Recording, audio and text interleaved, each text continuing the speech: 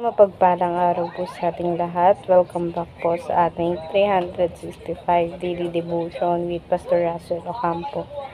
So, ang topic natin for today is, alam mo ba na pinapasan ka ni Kristo at mayroon tayong concept na in Christ.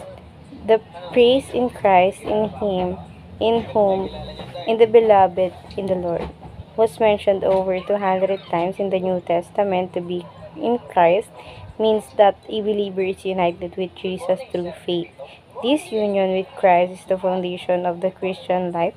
In Him we find our identity, our righteousness, our strength, and our purpose.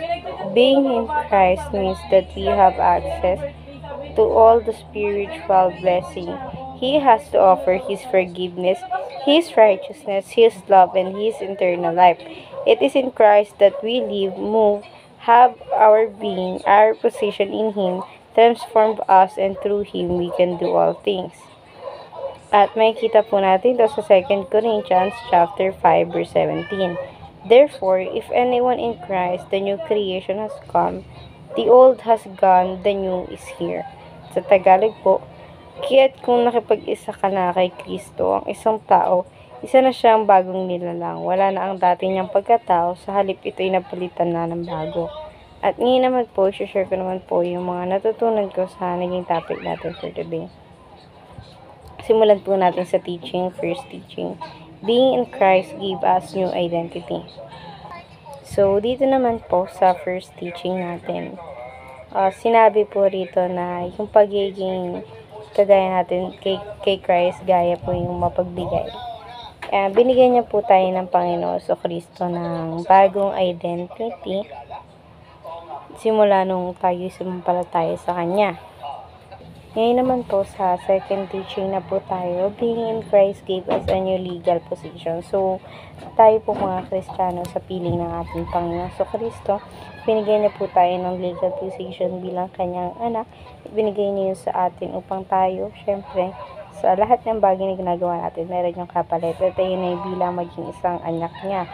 At ngayon naman sa third teaching na tayo, being in Christ gave us access to all blessings. So, tayo bilang mga Kristiyano, binigyan tayo ng Panginoon Kristo ng access sa mga biyayang ibinibigay niya na sa kahit anong biyaya or kahit anong natatanggap natin biyaya is mayroon tayo. At ngayon naman sa application na tayo, first application, ask God's blessing in the name of Jesus. So, lagi nating, every time na humingi tayo ng blessing, lagi nating isama sa panalangin natin yung pangalan ng Panginoon Kristo. And, syempre, siya yung nagbibigay ng blessing sa atin. So, every time na manghingi tayo ng blessing with Him, so, dapat meron Kanyang pangalan. At ngayon naman, sa second application na tayo, approach God through Christ's holiness. So, every time na ina-approach natin yung Panginoon Kristo na nakikipag-usap tayo sa Kanya, ilagay din natin sa puso natin yung holiness na Jesus na siyang nagpakilala sa ating Panginoon. Siya yung naging way para pakilala natin yung Panginoon. At ngayon naman sa third application, appreciate God for your union with God, with our union with Christ. So, i-appreciate natin yung Panginoon Kristo sa unity na ibinigay niya sa atin sa pag-iisa ng buhay natin at sa buhay ng Panginoon.